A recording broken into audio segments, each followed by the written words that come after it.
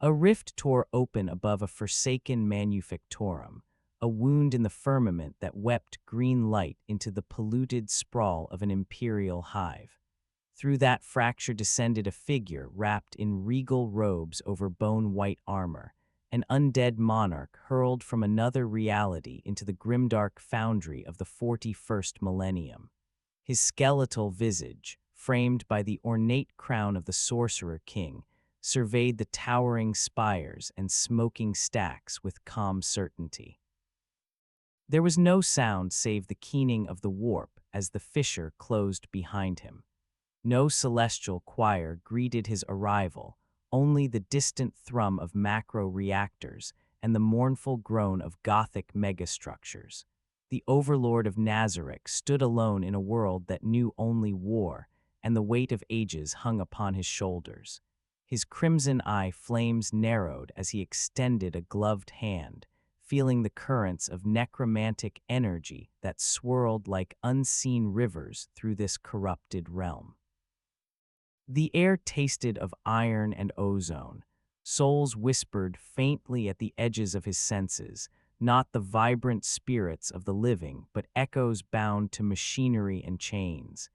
He understood at once that this universe had its own dead, its own restless legions, and that his power, superior control over undeath and dominion of souls, could bend them to his will.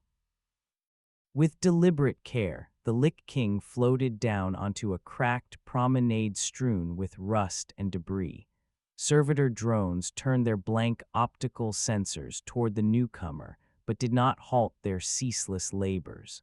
Far above, the silhouettes of titanic cathedra cast jagged shadows across the wasteland. The Sorcerer King raised his staff of Ainz Ooal Gown, feeling the boundless potential of negative energy humming within. The weapon responded with a faint glow, as if acknowledging the presence of a compatible world. Close around him, wraiths formed from the residue of old battles gathered, drawn by his allure. With a thought, he sent them back to the void. In this place, his influence could take root in dead fields and graves alike. He remembered his guild, his loyal guardians, and the world he had left behind. Yet there was no time for reminiscence. New territories demanded new strategies. He tasted the oppressive tyranny of the Imperium in the pall of the atmosphere and sensed the roiling fury of chaos in distant warp storms. Alone, he needed to navigate this labyrinth of factions and gods. The dead would be his compass, the souls of the fallen his map. As he strode forward, his robe fluttering with unnatural grace, the skeletal mage's mind explored possibilities. The necrodominion he might raise here could rival his own tomb. Undead armies in this reality were bound by soul circuitry and arcane technology. By understanding their nature, he could mentally dominate them, unify them under his banner, and seize this galaxy's underworld. Each footfall echoed across the empty plaza, a herald of change. At the far edge, the faint outlines of figures appeared, imperial laborers and a few guardsmen drawn by rumors of a skeletal sorcerer. They whispered prayers under their breath, hands shaking as they clutched lasguns. He observed them calmly, his eye flames reflecting the light of distant fires. He did not need to fight. Knowledge was a more potent weapon. With a gentle wave of his hand, he sent a pulse of fear through their souls, not to harm but to test. They fled, leaving behind the echo of their boots on metal, the Sorcerer King watching with detached interest. His first steps on this world ended with him alone once more, surrounded by endless industry and boundless possibility. The oppressive silence settled again, a soft handoff to the next moment. Descending into the belly of the hive, the Overlord found himself in tunnels dimly lit by flickering lumen strips. The scent of machine oil mingled with decay. Each corridor branched into networks of habitation cells, manufactorum lines, and forgotten catacombs. In these shadowed warrens, life and death coexisted in desperate proximity. He moved without haste, passing by desperate figures who shrank from his presence. They murmured hymns to the emperor and cursed under their breath, fear mixing with superstition. The skeletal mage listened to the cadence of their words, the rhythm of their fear, absorbing knowledge of this society. The Imperium's iron grip, the cultish worship of a corpse emperor, the paranoia that kept the masses docile, these were new forces he would need to understand. His attention drifted to the layers of the hive he traversed. Each level bore different scars. The upper habs carried the sheen of maintenance and order. Here, the poor had access to regulated air and water. Deeper down, the corridors grew darker and more labyrinthine. Mutants huddled in corners, gnawing on scraps. Gangs scrawled sigils on walls to mark territory. Every so often, a flicker of warp energy skittered across his senses, the hint of a demon's influence in some hidden shrine. In one cavernous chamber, he sensed a congregation of restless souls swirling above a mass grave, victims of some previous purge. With a whisper of power, he reached out and touched their spectral forms. The souls trembled but did not resist. With calm certainty, he encouraged them to remember his presence, to answer his future call when needed. He did not bind them yet, he simply planted a seed. When the time came, they would rise and serve. Further along, he discovered a Mechanicus recycling center where corpses were stripped of flesh and rendered into nutrient paste. Adepts in red robes worked alongside mindless servitors, chanting binaric prayers to the Omnissiah. Here, the sorcerer king paused. The sight of bodies reduced to fuel stirred something akin to indignation. This world was wasteful even in death. He reached out with his mind, probing the soul-bound machinery that harvested the deceased. Each corpse was marked by a lingering spark of spirit, a fleeting fragment consumed by cogitators. By applying his mental dominion, he could wrest control of these fragments, gather them, and rebuild them into servants.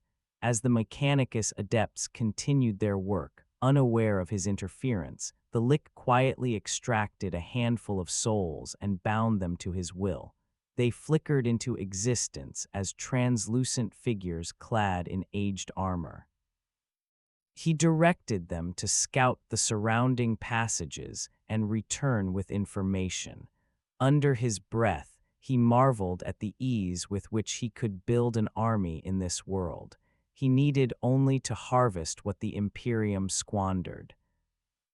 The deeper he descended, the more chaos he encountered. Cults whispered in the dark, promising salvation through blood. Slaves dragged heavy crates under the watchful eyes of overseers. The Sorcerer King's passage did not go unnoticed forever. Eventually, a squad of Arbites in black carapace armor barred his path. Their leader, a stern figure wielding a shock maul, raised his hand. The words came steady and low, warning of heresy and demanding surrender. Without acknowledging him verbally, the Overlord scanned the minds before him. Fear, faith, duty, it all mingled. He understood that a direct confrontation would only draw more attention. Instead, he extended his will and slipped into the cracks of their minds. The Arbites froze as his magic flooded their consciousness, gentle yet inexorable. He did not destroy them. He commanded them to forget what they had seen, to turn back and assume he was a ghost. Their eyes glazed as they complied, stepping aside and leaving the path clear. The hallway returned to its dark quiet. The only sound was the faint hum of machinery and the echo of his steps as he ventured deeper toward secrets yet unseen. The moment slipped away softly, carrying with it a sense of patient purpose. Rumors of a forgotten vault reached him through the souls he had harvested. In whispered words, they described a place sealed for millennia beneath the hive. a relic of some long-dead civilization predating the Imperium. Intrigued, he followed their directions through twisting corridors into a chamber lined with black metallic walls. Glyphs glowed faintly in colors his previous world never knew. There, half buried in rubble, lay a sarcophagus shaped like a warrior, cold and inert. It bore the markings of Necron dynasties, a race of soulless machines and ancient pharaohs. The air thrummed with alien energy. The Sorcerer King approached, his interest piqued. In his world, undead came in many forms. Here, these constructs were not animated by necromantic magic, but by xenotech and the fractured echoes of consciousness. Could his mental domination reach them? He extended his senses, searching for any spark within. A faint presence responded, not a soul but a data imprint, a ghostly echo of the warrior that had once controlled this body. It was locked away behind intricate quantum circuits, sealed against intrusion. The Lick studied the patterns carefully, letting his mind slip into the flow of alien code. In his own universe, he had dominated spirits and skeletons. In this moment, he learned to tether data spirits. With slow precision, he wove threads of negative energy through the circuits, bridging the gulf between necromancy and technomancy. The ancient mechanisms hummed as they recognized the call. The sarcophagus split open with a hiss of displaced air, revealing a skeletal metallic figure with green eyes that flickered to life. For a breathless moment, the construct's optics focused on him, analyzing. Normally, a Necron warrior would rise as a mindless drone, or if of higher rank, with predetermined loyalties. Through his power, he reached past the dormant personality engrams and imposed his will. Mental domination did not break the machine, it integrated with the control protocols. The Necron's soul shard, if such a thing existed, became subordinate. The warrior stood, towering over the human servants of the hive, and bowed its head. It had been dead to the galaxy, waiting. Now it belonged to him. He sensed deep within its memory the faint echo of a once great dynasty of tomb worlds and starships. This was a path to more than just a single soldier. If these constructs slumbered across the galaxy, he could awaken them, bind them, and craft an empire of both necromancy and necrodermis. He questioned the newly awakened machine, not with words but through direct neural imprint. Images of tomb cities and silent legions filled his mind. The Necron responded with unwavering obedience. Its data spirit recognized him as its rightful master. Under his breath, he laughed without humor at the irony. In a galaxy where mortals feared undead, the true undead were machines. He directed the Necron to accompany him and mark the hidden tomb's location. Its heavy footsteps echoed as it followed. As they emerged into the hive again, he concealed the construct beneath illusionary shadow to avoid drawing undue attention. The souls he had seeded earlier reported new developments. The Arbites were calling for reinforcements. Rumors of a skeletal sorcerer were spreading. The Sorcerer King considered his options. He could raise an army here and seize the hive outright, but that would invite the wrath of larger forces. Instead, he chose subtlety. He would gather more knowledge and strengthen his forces quietly. For now, his new mechanical servant walked behind him, silent and lethal. Together, they vanished into the maze of tunnels, leaving the tomb sealed for future visits. In the muted light, the Overlord contemplated the threads of fate that had brought him here, his mind focused on the long game. The chapter closed with a whisper of metallic steps fading into the darkness. Beyond the Mechanicus foundries and the lawless sprawl, the heart of the hive held towering cathedra dedicated to the Emperor. Here, the ecclesiarchy maintained control through fiery sermons and displays of ostentatious piety.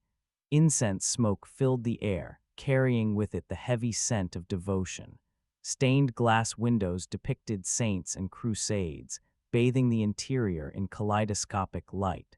The sorcerer king entered with measured pace, his skeletal form clad in ornate robes blending with the somber grandeur. Pilgrims knelt at altars, reciting litanies of faith. Adepta Sororitas in power armor stood vigil, eyes scanning for heresy. He felt their suspicion brush against his presence, a warm push of zealotry. A high cleric ascended the pulpit, his voice echoing through the vast chamber. The sermon painted the emperor as a divine protector and warned against the seductions of Xenos and heresy. It was a performance, part genuine faith, part political theater. The lich listened, absorbing the cadence and rhetoric. In his own world, he had been worshipped as a god by some. Here, he was a blasphemy in their eyes. Their prayers gave him no power, but their fear could. He stood near the back, blending into shadows. A young novitiate approached, her eyes wide with a mixture of awe and dread. She whispered that he must leave or face the sister's wrath. Her words came steady and low, touched by compassion despite her training. The sorcerer king looked into her soul, seeing her doubts and her desire to do what was right. Gently he pressed into her mind, easing the fear and inspiring a vision of a benevolent skeletal guardian who would protect her from the darkness beyond. She blinked, confusion melting into trust, then returned to her duties with a serene smile. He had sown another subtle seed. As the sermon ended, a group of sisters of battle marched down the aisle in disciplined formation. The leader, a canoness adorned with gilded armor and relics, stopped before him. Her gaze was steel. Without raising his voice, he met her eyes. Thoughts flowed unspoken between them. She demanded to know his allegiance. He offered none. He did not use speech. He conveyed through presence. The dead do not answer to the living. She sensed the depth of his power and the danger he represented. Tension thrummed like a plucked string. Neither moved. Instead of forcing a confrontation, he released a subtle aura of calm. The canoness hesitated, feeling anger dampen into contemplation. She whispered an order to her squad under her breath, and they formed a defensive perimeter, watching but not attacking. He turned and walked away, leaving them with the impression of a powerful but non-hostile entity. Outside, the streets buzzed with rumor. The appearance of a skeletal figure in the cathedral spread like wildfire. The sorcerer king smiled inwardly. Fear and reverence could serve his cause as effectively as armies. He would not attack the ecclesiarchy for now. It was wiser to let them believe he might be an angel of death sent by their emperor. In time, when his forces were ready, he could challenge their dogma. For the moment, he continued to explore, his mind cataloging the vast structures and their meaning. He passed statues of saints bathed in golden light. He touched one with his gloved fingers, feeling the warmth of the faithful's devotion. It did not burn him. In his world, divinity was malleable. Here, the emperor's corpse god had power because millions believed. He wondered if he could turn that faith to his advantage.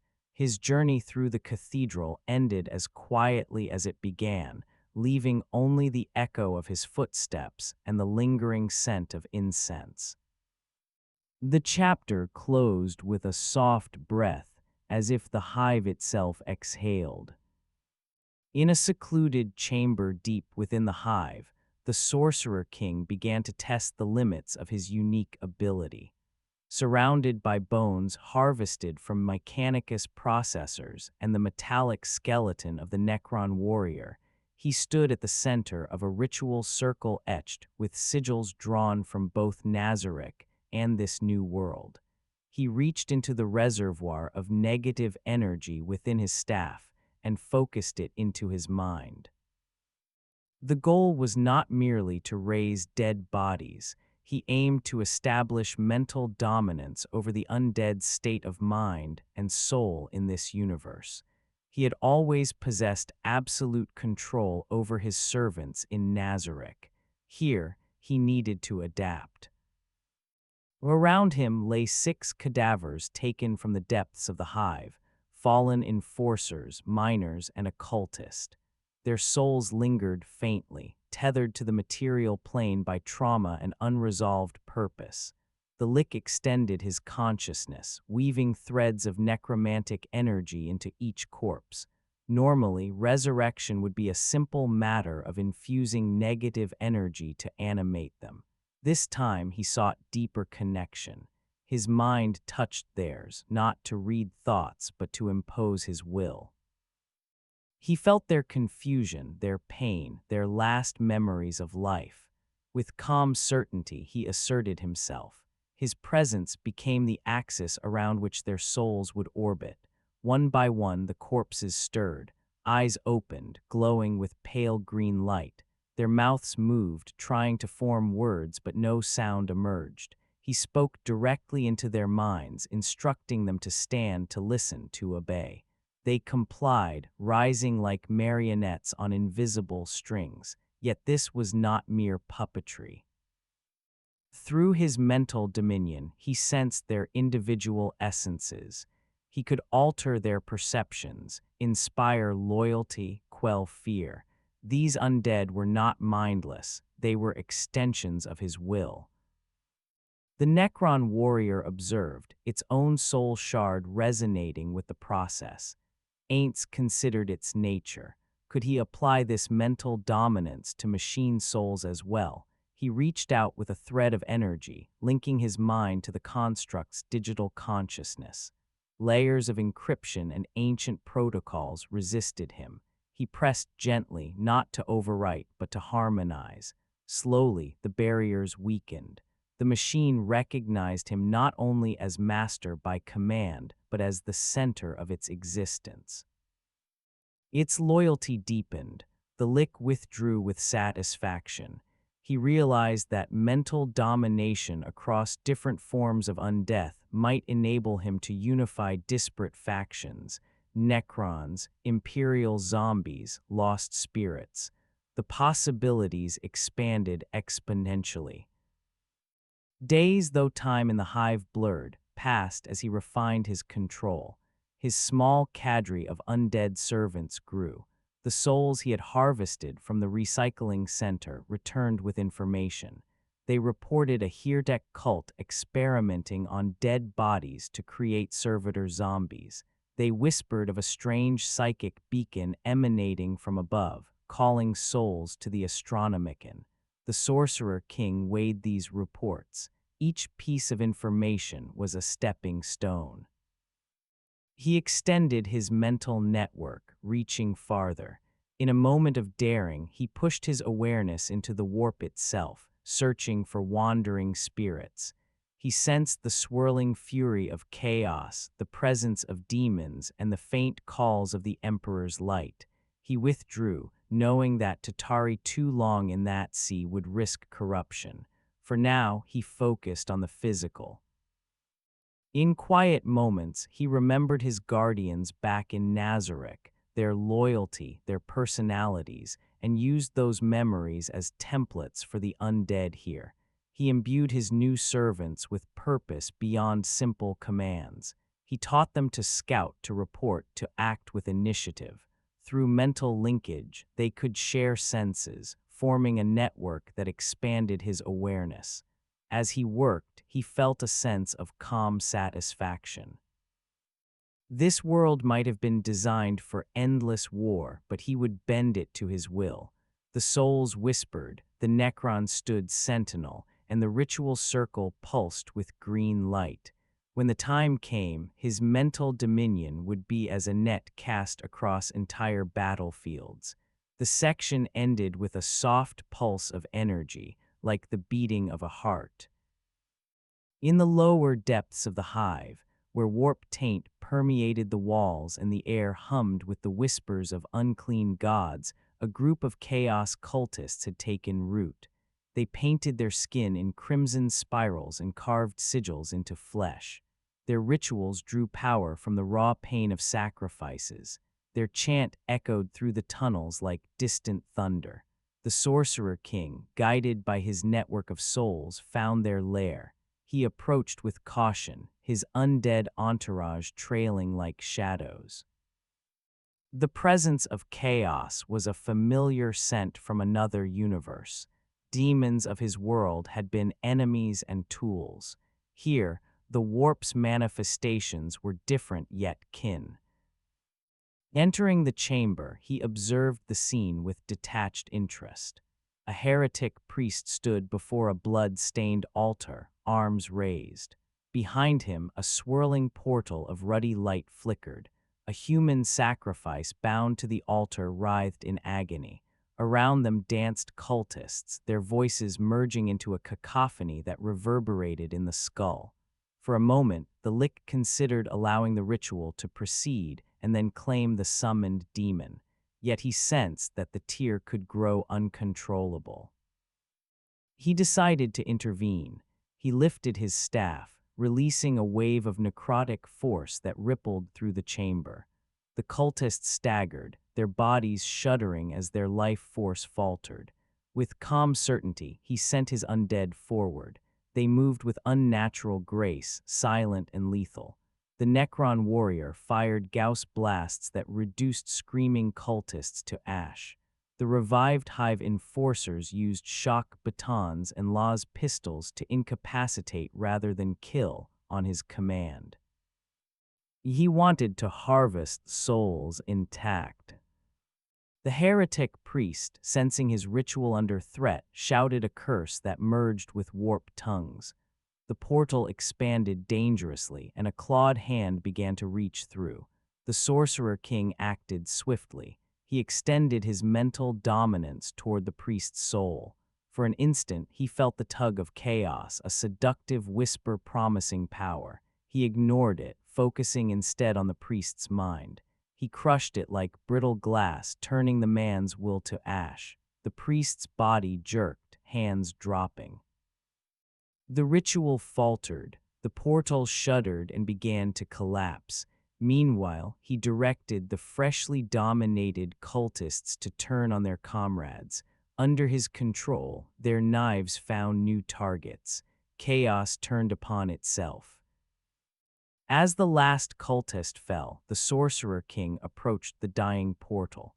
From within, the twisted face of a demon peered out, eyes glowing with malevolence. It hissed, insulting, but he did not reply. Instead, he extended the staff and drew the residual energy into the gem at its apex. He consumed the warp residue, converting it to negative energy. The portal imploded with a sucking sound, leaving behind only the scent of ozone and blood. The chamber fell silent. The sacrifice on the altar was dead, but its soul lingered. He harvested it, adding its strength to his growing reservoir. He turned to the subdued cultists. Their souls were tainted by chaos, yet he could cleanse them. With precise mental pressure, he severed the warp's influence, leaving their spirits blank and malleable. He raised them as undead servants, free from chaos yet bound to him. This confrontation reinforced his understanding. The warp was a source of danger, but also of potential energy. He needed to tread carefully, to use its power without falling into its grasp. He left the cult's lair with new servants and knowledge. His undead network whispered of other cult cells, other rituals to disrupt. He made note of them. The section closed with the image of green eyes fading as the chamber returned to darkness. The Sorcerer King's influence spread quietly, like mist seeping through cracks. Word of an unknown sorcerer manipulating death and machine souls eventually reached the ears of the Adeptus Mechanicus, a delegation of tech priests, their faces obscured by robes and cables, arrived in the lower hive accompanied by skeletal guards, their mechadendrites whirred, incense burners releasing sacred fumes. They approached the Sorcerer King not with open hostility, but with calculated curiosity. The Overseer, a Magos Dominus with half his skull replaced by chrome, spoke in binaric code and Gothic cant. His questions revolved around the Necron technology the Lich had awakened and the method by which he commanded it. He insisted that all Xeno's artifacts belonged to the Omnissiah. The Sorcerer King listened, his expression unreadable. He considered his response. The Mechanicus valued knowledge above all, but their loyalty lay with the Imperium and the machine god. Revealing too much would make him a target. Revealing nothing would invite aggression. Instead, he offered a bargain. Using calm certainty, he described how he could help them salvage and repair lost archaeotech in exchange for their silence and certain components he needed. He emphasized that his goal was not to defile the Omnissiah's works, but to use his necromantic expertise to awaken dormant potential. The Magos assessed him with multiple optical devices, analyzing energy patterns and data streams. Finally, the tech priest acknowledged that cooperation could be mutually beneficial. He proposed an exchange: access to tomb complexes and Necron fragments in return for the Sorcerer King's assistance in reviving ancient STC patterns and controlling rogue servitors. The Lich agreed, setting boundaries. His mental dominion would not be used on living humans without consent except in defense. He would share only what he deemed safe. The Magos extended a mechadendrite in a gesture of accord. A pact between necromancy and machine cult formed. Over the following weeks, under the cover of darkness, the Sorcerer King and Mechanicus teams ventured into forgotten tombs. There, he awakened Necron warriors and canoptech constructs. Through his unique ability, he bound them not just with commands, but with true mental allegiance. At the same time, he watched the Mechanicus salvage arcane devices and recorded how they interfaced with Necron systems. The fusion of necromancy and tech created hybrids not seen in this galaxy. One evening, deep within a vault, they uncovered a Necron cryptech still encased in stasis. The Magos wished to study it, the Lich wished to recruit it. He reached into the cryptech's dormant core, searching for the sole fragment that once commanded time and space. It was more complex than a simple warrior. It resisted his touch, the echo of a personality centuries old pushing back. He persisted, offering not domination but alliance. He acknowledged the cryptech's intellect and promised a new dynasty under his rule. Slowly, the resistance softened. The cryptech's eyes ignited. It rose, bowed, and accepted his authority. The Magos watched with fascination. He realized he was witnessing the impossible, a Necron soul willingly bending to a non-Necron master without war. These interactions deepened the Sorcerer King's understanding of this universe's machinery of life and death. The Mechanicus, for all their dogma, proved pragmatic. They accepted his help because results mattered. In return, they provided schematics, access to plasma reactors, and even glimpses of the STC designs they coveted. He took note of everything, storing knowledge for future use. At the end of each meeting, he retreated into his domain with new resources and new allies. The section concluded with the hum of servitors and the quiet whir of mechadendrites fading into the background, leaving only the gentle pulse of arcane engines. With the Mechanicus pact secured and his mental dominion refined, the Sorcerer King turned his attention to building a true dynasty of undead in the Warhammer 40K universe. He established a hidden enclave in the depths of the Hive, a sanctum carved from rockcrete and fortified with Necron technology. The chamber was vast, supported by rib-like arches and illuminated by eerie green luminescence. In its center, a throne of bone and metal rose, an amalgam of Nazarick aesthetics and Gothic architecture. He sat upon it, not for comfort but as a symbol of authority. Around him, his undead forces assembled, reanimated hive workers, cleansed cultists, Necron warriors, newly awakened cryptechs, and even a few purified servitors whose souls were tethered to his will. Each one stood in disciplined formation, awaiting orders. He addressed them through mind link, not with words but with images and intent. He showed them visions of conquest, not blind slaughter but orderly expansion. He projected the idea of a harmonious kingdom of the dead, where souls found purpose under his guidance rather than drifting aimlessly. He depicted the Imperium's oppression and the insanity of chaos as threats to be neutralized. His mental dominion allowed him to tailor these messages to each servant. The reanimated miners felt relief from endless toil, the cleansed cultists found redemption, the Necron warriors saw a new dynasty rising, and the cryptech glimpsed opportunities for research. Unified by his will, they responded with collective resolve. To sustain this growing force, he required resources. He sent his scouts into the Hive's power grids and water recyclers to secure energy and supplies. Undead infiltrators posed as servitors, siphoning off fuel and biomass. The Mechanicus looked away, honoring their pact. He also reached upward, sending spectral spies into noble spires to gather intelligence on political shifts. Through these channels, he learned that the governor planned a purge of the lower hive to quell rumors of undead. He understood that direct confrontation would not serve his long-term goals. Instead, he decided to use the purge as an opportunity to recruit more souls.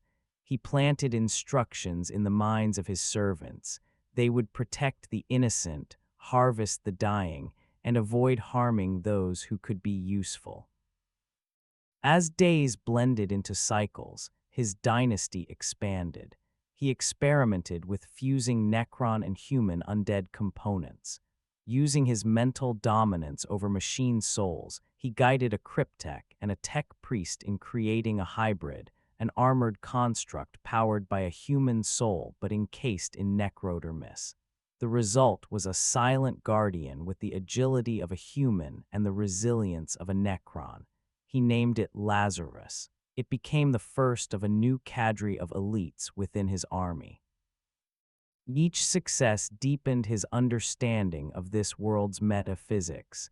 Each failure taught him caution. He did not rush.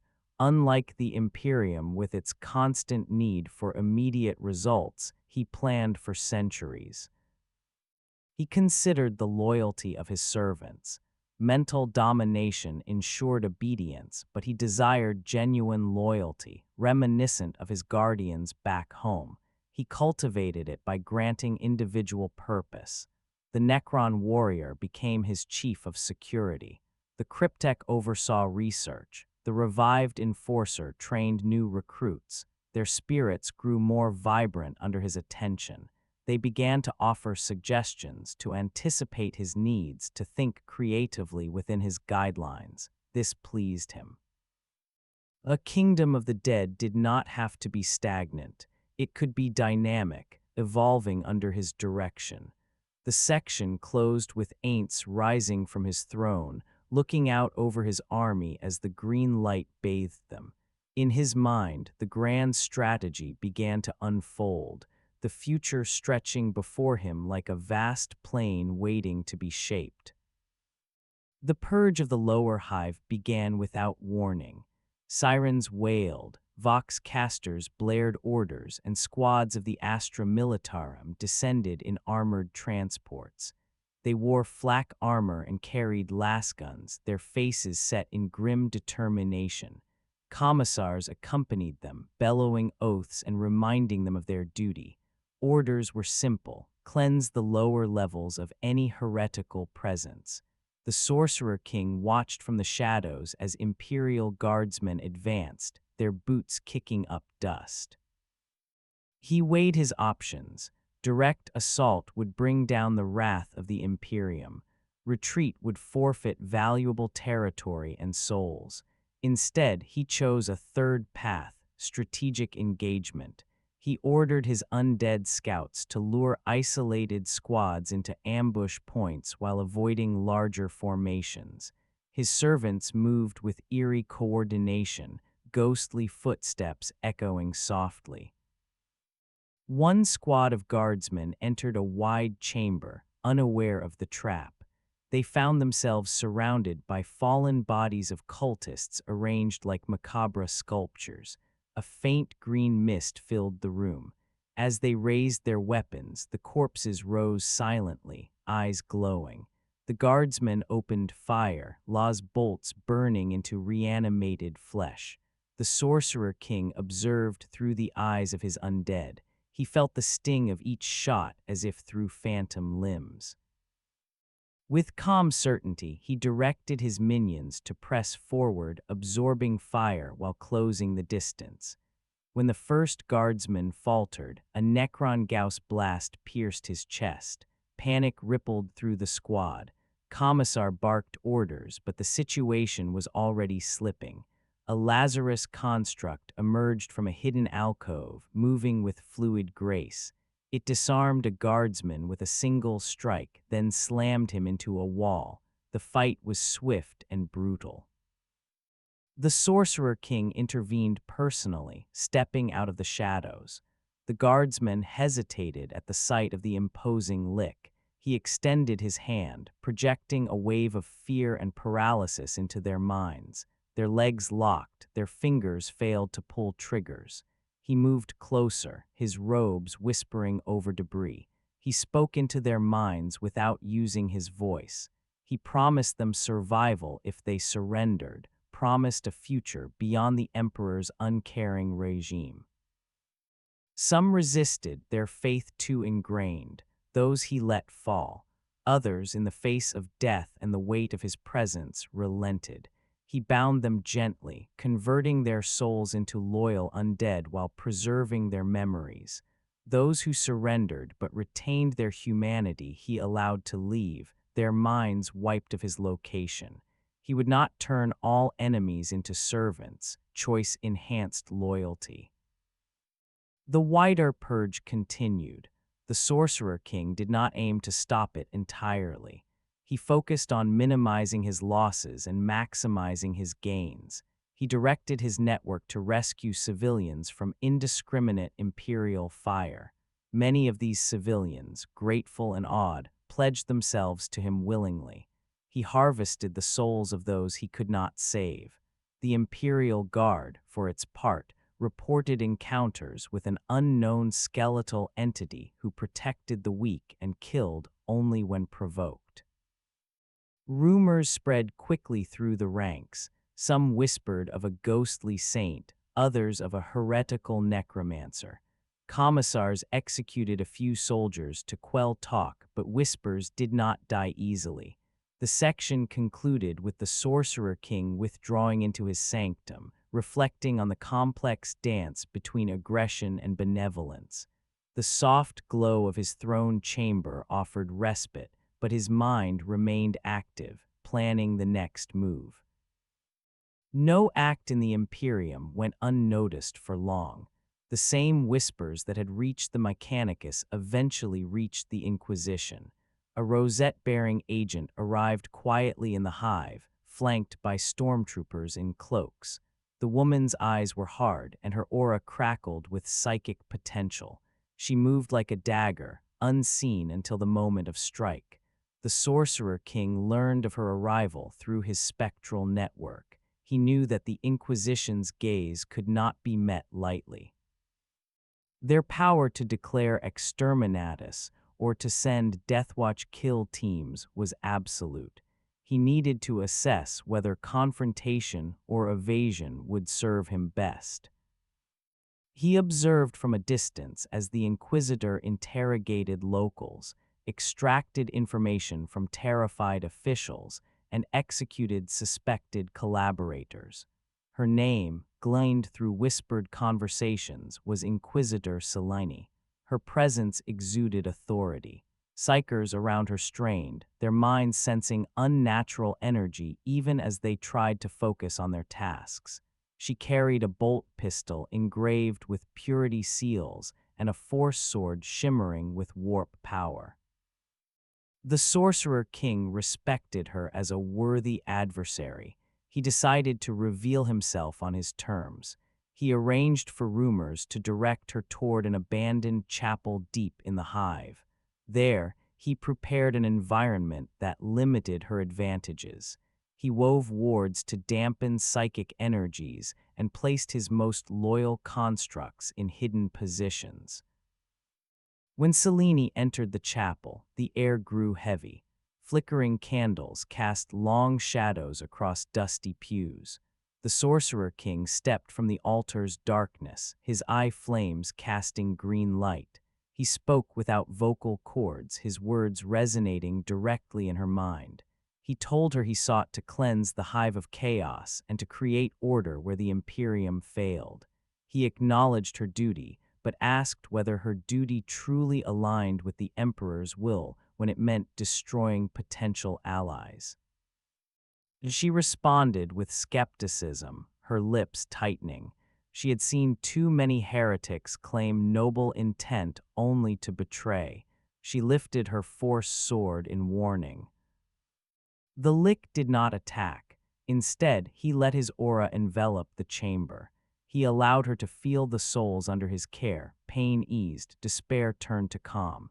He showed her images of cultists slaughtered, of civilians saved, of chaos rituals disrupted. He admitted to raising the dead, but argued that he did so with consent or to liberate souls from misery. Selene's mind touched his, her psychic probe pressing against his will. He did not resist the surface scan. He allowed her to glimpse his conviction and his memories of a different world ravaged by demons. He concealed only the details that would reveal vulnerability. The Inquisitor wavered. She recognized the sincerity of his purpose, yet her duty demanded caution. She lowered her sword slightly, acknowledging the complexity. Their exchange lasted hours, a battle of philosophy and power waged in silence. In the end, she did not pledge alliance, but she did not call for reinforcements either. She left with a warning that the Inquisition would watch. The Sorcerer King accepted this. Their interaction marked a shift. His existence was now known at higher levels, but he had gained an understanding. The Inquisition, for all its ruthlessness, could be reasoned with if shown that a heresy served the Emperor's goals. He returned to his sanctum, mindful that from now on he must balance his ambitions with careful diplomacy. The section ended with the chapel door closing softly behind the Inquisitor, leaving only the scent of melted wax and the echo of unspoken words. Beyond the hive's walls stretched the ash wastes, endless plains of toxic dust and rusted skeletons of past wars. Here, the winds howled like the lamentations of spirits. The Sorcerer King ventured into this desolate expanse to test his power in the open, away from the confines of the hive. The sky was a perpetual twilight, lit by the glow of distant promethium fires and the pale smear of the Astronomicon. He moved across the landscape with his army in tow, a column of undead figures casting long shadows on the cracked earth. The Necron warrior led point, scanning for threats. The Lazarus constructs flanked the column, their metallic forms blending with the terrain. Reanimated guardsmen trudged with tireless steps. Spectral scouts flickered above, their translucent bodies undisturbed by winds. The wasteland was not empty. After hours of march, dust plumes appeared on the horizon. An orc warband roared into view, ramshackle vehicles spewing smoke, greenskins howling for battle. They brandished crude choppas and looted bolters, their primal aggression palpable. The Sorcerer King had studied orcs in Mechanicus data banks. They thrived on conflict and fed an ecosystem of violence. He saw an opportunity to harvest their latent psychic energy, Waaagh, and convert it to fuel his necromancy. He deployed his forces in a crescent formation, ready to receive the charge. The orcs thundered forward, ramshackle buggies bouncing over terrain, boys screaming. At the center of the line, the Lick stood calm, staff held high. As the orcs drew near, he unleashed a wave of necrotic energy that washed over the front ranks. Orcs felt pain but laughed, enjoying the sensation. They crashed into his undead. The clash was a violent ballet. Necron Gauss beams lanced through green flesh, disintegrating limbs. Lazarus constructs parried crude blades with polished arms, countering with precise strikes that shattered bones. Reanimated guardsmen fought with discipline, forming lines and firing synchronized volleys. The Sorcerer King himself stepped into the fray when a knob lunged at him with a massive axe. He raised his staff, catching the blow with an invisible barrier. Under his breath, he uttered a spell that siphoned the knob's life force and replaced it with paralysis. The orc froze mid-roar, eyes wide. The Lick's hand closed around the orc's soul, drawing it out in a green-tinged stream. He consumed the Waaagh, energy, feeling its crude vitality merge with his refined necromancy. The battle raged, with orcs falling in droves. Their psychic field intensified, feeding the Sorcerer King. He converted the chaotic energy into disciplined power. He reanimated slain orcs under his control. They rose, confused but compelled, turning on their former comrades. Orcs nearby laughed at the absurdity even as they hacked. Eventually, the warband broke, survivors fleeing into the wastes. The Lick did not pursue. He had gained what he sought: experience in open warfare, new orc undead, and a reservoir of Waaagh energy. He ordered his forces to collect salvage, armor plates, weapons, fuel. The Necron warrior analyzed orc technology, deeming most of it crude but usable. They would return to the hive with new resources and stories to spread among his servants. As they marched back, the Sorcerer King contemplated the nature of orc souls. Rough and volatile, they resisted fine control but provided raw power. He decided to create a specialized unit of orc undead designed to channel Waaagh energy into controlled bursts, combining brute strength with his mental discipline. The section closed with the wind carrying distant orc laughter across the wasteland, mingling with the whispers of the undead. The Lick's army continued its march, footsteps steady, the horizon growing closer. The tone softened into anticipation, a gentle hand guiding the reader to the next phase. Back within his sanctum, the Sorcerer King pondered the integration of psychic abilities with his necromancy. His recent encounter with Inquisitor Selene had shown him the potency of psychers in this universe. Their connection to the warp provided access to powers he had not fully exploited. If he could harness psychic energy safely, merging it with his own disciplines, he could surpass even the most powerful sorcerers. He convened his cryptech, a tech priest, and an astropath soul he had liberated during the Purge. Together, they formed a research circle. The cryptech analyzed warp fluctuations with alien instruments. The The tech priest recited litanies to protect machinery from taint. The astropath's spirit, bound to the sorcerer king's will, described the warp's currents through images and feelings. In the center, the lich meditated, focusing on the convergence of energies. He began by channeling a controlled amount of Waaagh, energy extracted from the orcs, into a necromantic spell. The result was volatile. The spell flared unpredictably. He contained it with a gesture, dissipating the excess. He then drew upon the residual aura left by the Inquisitors' psychic presence. This power was purer, more refined. He layered it atop his negative energy, weaving a new pattern. The combination felt harmonious. The undead standing guard outside the circle shivered as the ambient energy changed. The Sorcerer King extended his mind into the warp cautiously. He allowed a trickle of warp essence to flow through his mental dominion and into his undead network. The souls under his control hummed with newfound vigor. Their eyes brightened. Their actions grew more coordinated, as if a psychic thread linked them beyond his already powerful mental command. This experiment proved that combining psychic and necromantic power enhanced his control. However, it carried risks. He felt the warp's whispers creeping at the edges of his consciousness. Voices offered knowledge in exchange for servitude. He refused, pressing his will outward. He anchored himself with memories of Nazarick and his guildmates. He recalled the loyalty of Albedo, the strength of Shaltir, the devotion of Aura and Mare. Their images steadied him, reminding him of his purpose. With renewed focus, he continued his experiments.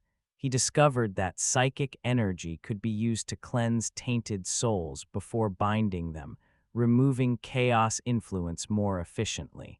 He learned that warp-derived visions allowed him to anticipate Imperial patrols and Ork movements. He even glimpsed distant tomb worlds of the Necrons. These insights were fleeting but valuable. As days passed, he refined his technique into what he called the soul convergence. It was a ritual that drew psychic energy, Waaagh, energy and negative energy into a single current. Through his staff, he then transmitted this current into his undead network, reinforcing their obedience and cohesion. He taught select lieutenants, such as Lazarus and the Cryptek, to perform simplified versions, ensuring that his dynasty could function if he was occupied. This decentralization mirrored the structure of Nazarick, where guardians acted autonomously within his will. He felt a sense of accomplishment. The union of psychic and necromantic arts was unknown in this universe.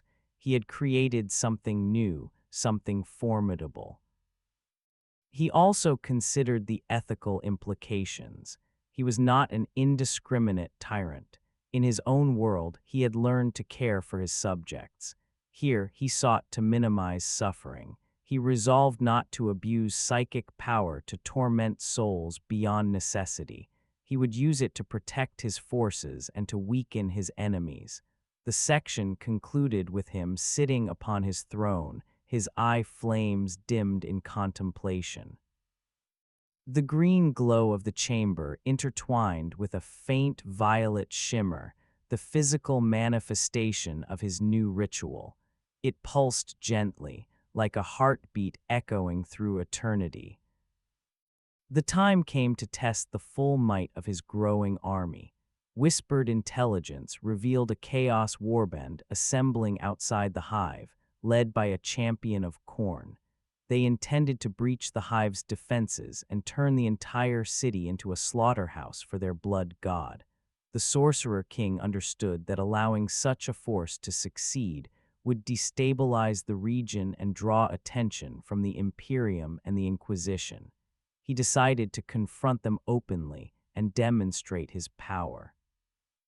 He marched out with his undead legion, his Necron allies, Lazarus constructs, Ork undead, and spectral spies. His army, though small compared to the massive forces of the Imperium, was disciplined, fearless, and unified under one mind. The battlefield was a barren plain marked by craters and twisted metal. On the horizon, the Chaos Warband appeared, armored warriors bearing runes of blood, demons swirling like smoke, and cultists screaming praises to Khorne. At their center stood their champion, a towering figure clad in brass armor adorned with skulls. His chain axe dripped with ichor. He roared a challenge that rolled across the plain. The Sorcerer King answered not with voice but with action. He raised his staff. His undead formation shifted into lines. Necron Gauss weapons hummed. Lazarus constructs readied blades. A wave of cold energy washed forward, chilling the air. The clash was titanic. Chaos berserkers charged, frothing, their axes descending in murderous arcs. Undead guardsmen met them head-on, their bodies absorbing blows while stabbing with bayonets. The Sorcerer King focused his mental dominion on the demons swirling above. He reached into their essence, felt the warp twist within, and exerted his will. Some demons faltered mid-flight, confused by the tug of another master. Others screamed in frustration, unable to comprehend being commanded by a mortal. He exploited this hesitation, directing his Necron allies to fire. Bright green beams sliced through translucent flesh, banishing demons back to the warp. Meanwhile, the champion of Khorne carved a path through undead and Necron alike. Each skull collected fed his god's favor, and his strength grew. He closed the distance to the lick, chain axe raised. The Sorcerer King stepped forward, staff poised. The two forces collided. The champion's blows were heavy, each strike creating shockwaves. The lick blocked with barriers, countered with pulses of necrotic force, and siphoned the champion's rage. He felt the raw power of Khorne's blessing within the warrior. He decided to claim it. With calm certainty, he reached into the champion's soul, confronting the presence of the blood god. The power resisted, burning and violent. He pushed harder, drawing on his soul convergence ritual. Psychic, necromantic, and Waaagh, energies fused in his grip. The champion faltered, eyes widening as his rage was turned inward. The Sorcerer King plunged his staff into the champion's chest. There was no spurting blood, only a burst of crimson light as the soul was torn free and consumed. The death of their leader broke the Chaos Warband. Berserkers roared in fury but lost cohesion. Demons writhed and vanished. The Sorcerer King pressed the advantage, commanding his undead to encircle and annihilate the remaining cultists. The plain became a sea of bodies. When the battle ended, the Lick stood amidst the carnage, his army intact, his power amplified. He harvested the souls of fallen Chaos warriors, careful to cleanse them of Khorne's taint before integrating them. He ordered the collection of weapons and armor. The Necron cryptek studied the Chaos runes, fascinated by the interplay of warp energy and metal. The Sorcerer King allowed it to conduct limited experiments, cautioning against corruption. This victory sent ripples through the hive and beyond. Word spread that a skeletal sorcerer had defeated a champion of Khorne with sorcery and necromancy. The ecclesiarchy saw this as proof of divine intervention or heresy. The Mechanicus interpreted it as evidence of powerful xenotech. The Inquisition remained watchful. The Sorcerer King returned to his sanctum, weary but invigorated. He added the Khorne champion's skull to his throne, not as a trophy, but as a reminder of the cost of power. The section closed on that image, the skull's hollow eyes glowing faintly, watching the future unfold under the Lick's gaze. News of his victory attracted attention from unexpected quarters. A rogue trader captain operating on the edge of imperial law sought an audience, hoping to profit from the necromancer's power. The captain, a flamboyant figure with a wide-brimmed hat, gold-embroidered coat, and a collection of exotic trinkets, met the sorcerer king in a neutral zone. He offered access to alien artifacts, star charts, and safe passage on his voidship in exchange for assistance with a pest problem, an Eldar corsair band harassing his trade routes. The Lich considered the offer. Aligning with a rogue trader could grant him mobility beyond the hive. However, dealing with Eldar was fraught with danger. Their souls were complex, their motives inscrutable. He accepted, intrigued by the challenge. He boarded the rogue trader's vessel, a baroque amalgam of imperial and personal modifications. The ship's corridors were lined with trophies from 100 worlds. The crew, a mix of humans and a few sanctioned Xenos, eyed the Lich warily but obeyed the captain. In the void, the Sorcerer King felt the hum of gellar fields and the psychic pressure of the warp against the hull. He meditated, maintaining his mental dominion across the vast distance separating him from his sanctum. They reached a sector where Eldar corsairs preyed on merchant ships. Sensor screens flickered with ghostly signatures. The rogue trader looked nervous, but greed overcame fear. When Eldar ships appeared, they were graceful arcs of wraithbone, moving with liquid grace. They deployed sleek fighters and boarding teams, their warriors clad in shimmering armor. The Sorcerer King observed them through a viewport. He felt their souls, ancient, layered, filled with sorrow and arrogance. He prepared his forces. He had brought a small contingent, Lazarus constructs, Necron warriors, and a handful of human undead. As Eldar tried to cut through the ship's hull, he countered with necrotic energy, reinforcing bulkheads and animating broken pieces to block ingress. When Eldar finally boarded, moving with balletic precision, they encountered his undead. The clash was a dance of elegance versus relentless determination. The Lazarus constructs matched Eldar speed, parrying shuriken catapult volleys and answering with lethal strikes. During the battle, the Sorcerer King sensed the presence of an Eldar warlock guiding the attack. He reached out mentally, touching the warlock's mind. It felt alien, woven with psychic threads that connected to the infinity circuit. He spoke without words, offering a truce. He argued that their goals need not conflict. The warlock recoiled, surprised that a non-Eldar could breach his mental defenses. He considered, then responded with images of Monkeith greed and Eldar despair. The Lich saw glimpses of craftworlds drifting through space, souls trapped within crystals, and the ever-present threat of Slaanesh. He empathized. He promised not to harvest Eldar souls and to protect them from chaos incursion if they ceased attacking his allies. The warlock hesitated, then withdrew his forces, leaving behind a handful of his warriors as a sign of goodwill. The rogue trader, relieved, agreed to share his spoils generously. This encounter taught the Sorcerer King the value of diplomacy. Not all Xenos were enemies to be destroyed.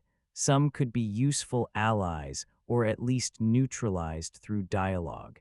He recognized that his reputation as a conqueror could be tempered by magnanimity.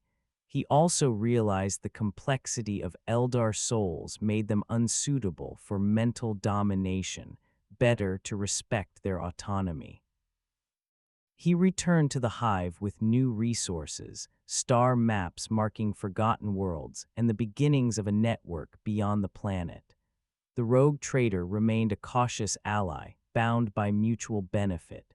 The section ended with the Sorcerer King standing on the voidship's observation deck, watching stars streak by, the infinite canvas of the galaxy stretched out before him. He felt a whisper of longing for Nazarick, for his friends, tempered by the thrill of new conquests. The emotional handoff lingered like a soft starlight fading. Back in his sanctum, the Sorcerer King devoted time to researching the deeper lore of the 41st millennium.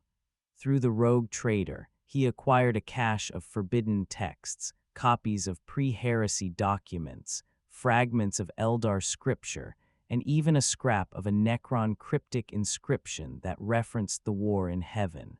He also obtained a data crystal said to contain an echo of the Black Library, an Eldar repository of knowledge hidden in the warp. The Lich understood the risk of delving too deeply into such texts. Knowledge could corrupt, yet he believed that wisdom would empower him to navigate this universe's dangers. He set up wards, anchored by his staff and assisted by his cryptech and tech priest. Then he began to study. The pre-heresy documents spoke of the Emperor's experiments with psychers, the rise of the Primarchs, and the betrayal of Horus. They highlighted how the Imperium's rigid dogma evolved from a once more flexible vision. He noted the parallels between the Emperor's use of psychic power and his own experiments. He also saw warnings, the horrors unleashed by uncontrolled ambition. The Eldar scripture fragments described their fall, the birth of Slaanesh, and the creation of the Infinity Circuit. Their tone was mournful. They warned of the seductive lure of chaos and the importance of discipline. The Necron inscription hinted at the pact with the Cetan, the betrayal, and the long sleep. It whispered of anti-life energies beyond current science. These texts deepened his understanding of the factions and their histories. The data crystal, however, was something else entirely. When he activated it, a portal of pure thought opened, a window into the Black Library. Information flooded his mind, glimpses of future possibilities, the shape of hidden threats and the paths of fate. He saw a shadow of Abaddon raising the Black Legion. He glimpsed the birth of a Tyranid hive fleet beyond the galactic rim. He sensed the stirring of a Necron overlord awakening across the stars. He saw Eldar farseers weaving destiny. Amid these visions, he perceived potential outcomes for his own path. In some, he conquered vast regions, creating a necromantic empire that rivaled the Imperium. In others, he fell to chaos or was hunted by the combined might of the Inquisition and the Eldar. He experienced these possibilities with detachment, knowing they were not fixed. His mental discipline allowed him to process the flood without losing himself. He closed the portal, storing the data deep within his mind. He did not share these visions with his lieutenants, not yet. Instead, he used them to refine his strategy. He recognized that moving too quickly could provoke united opposition. He would need to adopt a measured approach, building alliances and sowing discord among his enemies. He also realized that if he sought to return to his original world, he might find answers in the webway or at the heart of a Necron tomb. The Black Library's echo hinted that cross-reality travel existed, but at great cost. He contemplated the possibility of contacting Yggdrasil's creators through this universe's ancient gateways. The thought filled him with a mix of hope and sorrow. As he finished his studies, he sealed the texts in stasis fields, aware that letting them roam free would invite disaster. He instructed the cryptech to inscribe some of the anti-life formulas onto his weapons and taught the tech priest to integrate them into Necron Gauss rifles. The experiments bore fruit. His army's weapons now hummed with an energy that could erase warp constructs more efficiently. He sat back, his mind buzzing with knowledge and plans. The section closed with a quiet pause, a moment of reflection. He realized that in pursuing power, he was also accumulating responsibilities. The weight of potential futures pressed down, but his undead heart did not falter. The soft glow of the chamber offered a hint of comfort, a reminder that knowledge could be both shield and sword. As the Sorcerer King's influence grew, the ecclesiarchy decided to take direct action. A detachment of Adepta Sororitas, supported by a company of Sisters of Silence, descended upon the lower hive with the intention of purging the necromancer. They marched in formation, hymnals blasting through loudhailers, flamers glowing with righteous heat. At their head marched a canoness whose armor bore relics of saints and whose gaze burned with faith. Alongside her walked Sisters of Silence, their very presence dampening psychic abilities. The Sorcerer King learned of their approach through his network. He felt the null aura of the Sisters of Silence like a cold vacuum in his mind. It would weaken his psychic integration, though not his necromancy. He prepared accordingly. He gathered his undead and positioned them in a defensive formation. He fortified his sanctum with wards that converted psychic null zones into energy he could absorb. He commanded his Necron allies to set up kill zones. When the sisters arrived, hymns filled the air, bolters barked, and flamers roared. The null aura pressed against his mental dominion, creating static. His undead faltered briefly, but he stabilized them through his necromantic connection. The first wave of sisters crashed against his lines. Bolter shells tore through reanimated flesh. Flamers incinerated spectral forms. The Sorcerer King responded by directing Lazarus constructs to engage the sisters in close combat where null fields were weaker. The constructs moved swiftly, blades flashing. They parried chainswords and struck back, severing limbs and shattering armor. The canoness advanced, power sword crackling. She recited prayers, her voice commanding. She struck down 3 undead with surgical precision. The Sorcerer King confronted her personally. He raised a barrier, deflecting her blows. He felt the null aura weaken his psychic integration, but his necromancy remained strong. He summoned bone spikes from the ground, forcing her to leap aside. He projected images of the suffering he had alleviated, hoping to make her question her mission. She did not waver. Her faith was absolute. He realized persuasion would not work. He would have to defeat her. He channeled his soul convergence ritual, mixing psychic, necromantic, and Waaagh energy. The null field dampened the psychic portion, but the other energies remained potent. He directed a blast into the canoness's chest. She staggered, but did not fall. She thrust her sword, piercing his robes. It struck his ribcage with a clang. The lick felt no pain, but the gesture was symbolic. A Sister of Silence approached, her blank gaze unsettling. Her null aura intensified, threatening to sever his mental links. The Sorcerer King acted quickly. He commanded a Lazarus construct to intercept. The construct grappled the null maiden, dragging her into a warded area where her aura powered a trap. Energy surged, feeding his defenses. He then focused on the canoness, using pure necromancy. He drained her life force gradually, respecting her tenacity. As her strength ebbed, her faith faltered. She fell to her knees, eyes still burning with conviction. He captured her soul, not to dominate but to preserve. He whispered in her mind, promising that her faith would find purpose under his guidance. She did not scream. She simply fell silent. The remaining sisters broke, their morale shattered. The Sorcerer King ordered a ceasefire. He allowed the surviving sisters to retreat, carrying their wounded. He had made his point. The ecclesiarchy could not simply purge him without cost. He He treated the captured souls of the canoness and a few others with care, cleansing them of fanaticism and granting them peace. He integrated them into his network as advisors in matters of faith, using their insights to craft propaganda. The Sisters of Silence's null energy crystals were collected and fashioned into talismans that strengthened his wards. The section ended with the Lick surveying the aftermath.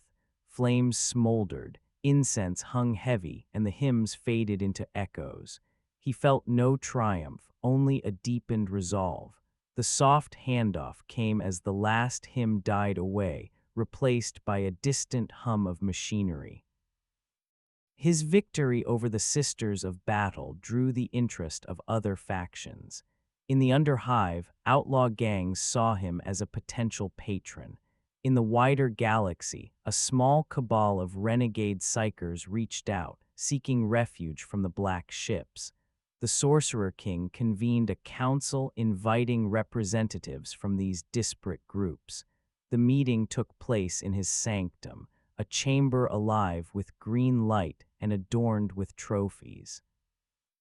The outlaw leader, a scarred woman with tattoos depicting various criminal deeds, offered manpower and local knowledge in exchange for protection and access to Necron weapons. The renegade psychers, gaunt and wary, offered their psychic abilities if he shielded them from the Imperium. He listened, weighing their sincerity against potential treachery. He granted the outlaw gang limited access to his armory and training under Lazarus's supervision. In return, they would serve as his eyes and ears in the Underhive, gathering intelligence and controlling smuggling routes. He did not fully trust them, so he placed subtle mental dominion seeds in their leaders, ready to activate if they betrayed him. To the psychers, he provided sanctuary. He anchored their minds with his mental network, stabilizing their powers and suppressing warp echoes. In exchange, they contributed to his soul convergence rituals, amplifying his reach. Some were hesitant, fearing that their souls would be bound permanently. He assured them of autonomy as long as they remained loyal. They accepted, drawn by the promise of safety. Meanwhile, the Mechanicus asked for another favor. A rival Forge World had sent assassins to steal their research. The Sorcerer King deployed a team of Necron warriors and human undead to intercept the assassins. The operation was swift. The assassins were captured alive. The Lick extracted information from their minds, discovering that certain Forge worlds were aligning to oppose his alliance with the local Mechanicus. He advised his Magos ally to fortify defenses and offered to sabotage their rivals in return for rare materials. The Magos agreed. The Lick sent his cultists to infiltrate the rival Forge world's supply lines, causing shortages and sowing dissent. This covert action strengthened his bond with his Mechanicus partner. He also reached out to the Inquisitor Selene, sending a message through astropathic channels. He reported that he had defeated a Khorne warband and a Sororitas assault. He stated his intention to maintain order and fight chaos. He requested that the Inquisition monitor but not interfere. Selene replied cryptically, acknowledging his actions and warning that any sign of heresy would be met with force. He accepted this uneasy truce. He knew that trust was thin, but it existed. He recognized that alliances in this universe were often temporary, born of necessity. He resolved to cultivate them carefully, balancing concessions with strength. The renegade psychers proved valuable. They created warp shields that protected his sanctum from scrying and allowed him to send limited psychic messages across the planet. They taught him more about the Astronomicon and the Emperor's psychic beacon.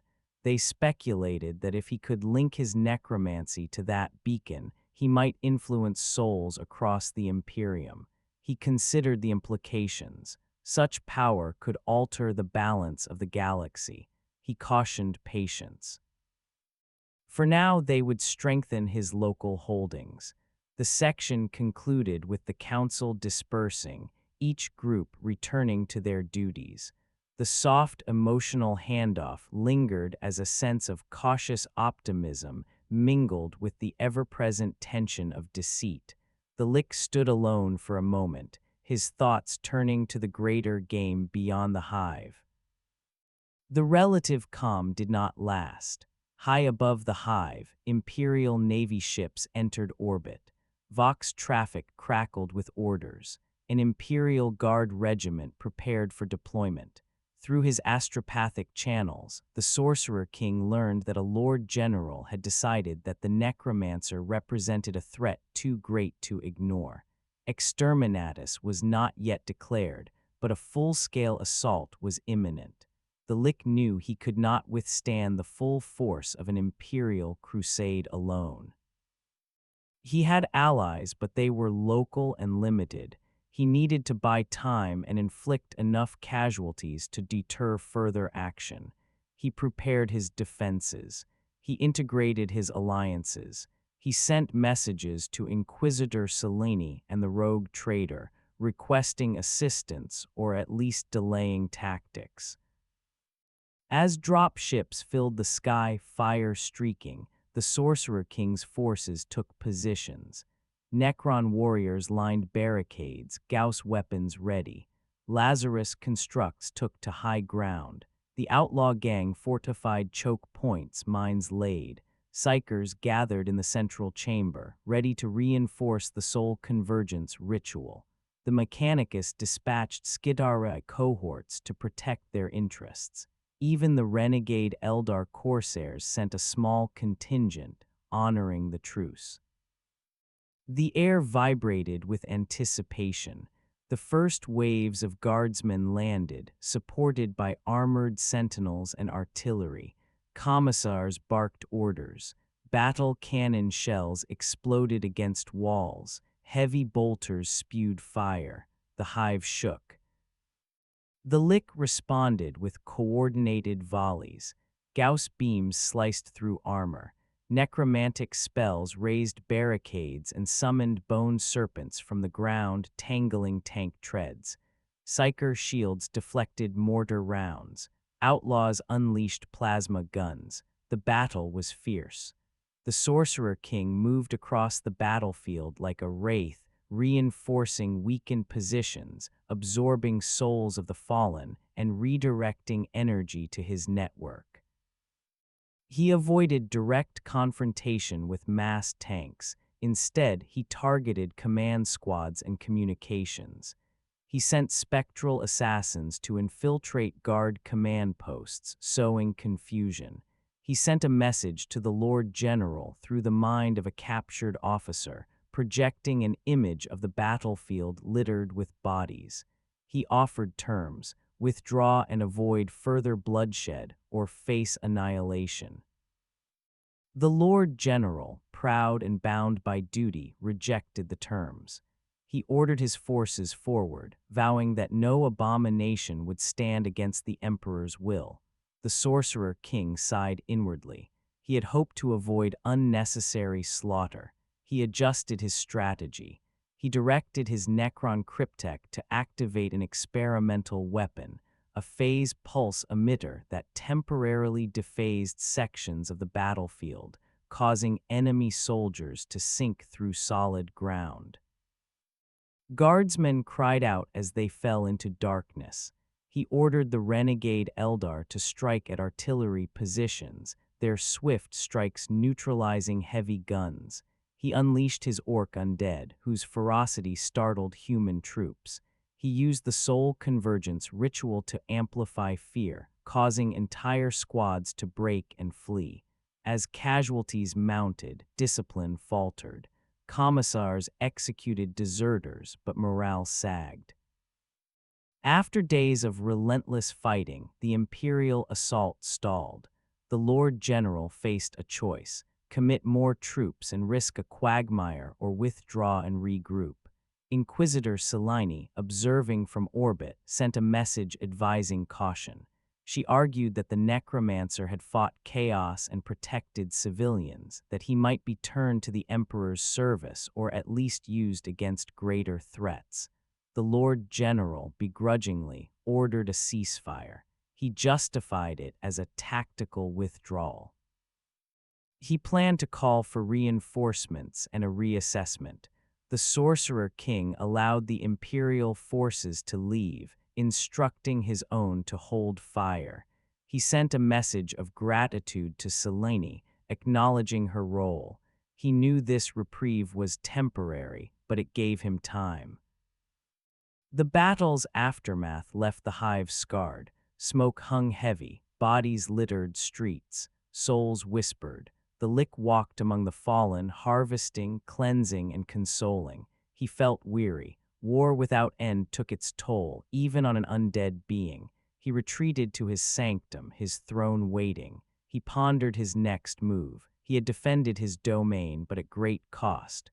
The section ended with him sitting, eye flames dim, listening to the distant rumble of thunder. The emotional handoff was gentle, acknowledging fatigue and determination intertwined. The conflict with the Imperium elevated the Sorcerer King from rumor to legend within the Hive and beyond. Songs whispered by underhive bards spoke of the skeletal monarch who defied the Emperor's armies and protected the weak. Imperial propaganda denounced him as a heretic who manipulated souls and consorted with Xenos. Mechanicus adepts praised his technical genius. Eldar farseers watched his actions through scrying pools, curious and wary. Necron overlords, emerging from tomb worlds, sensed his mental dominion and speculated about a new rival or ally. The Sorcerer King recognized that perception could be a weapon. He embraced the role of a mythic figure, orchestrating appearances that reinforced desired narratives. He allowed himself to be seen healing the sick with necrotic energy transformed into restorative force. He arranged for his undead to aid in rebuilding damaged halves. He sent gifts of purified water and food to starving communities. In these gestures, he contrasted the Imperium's harshness with his mercy.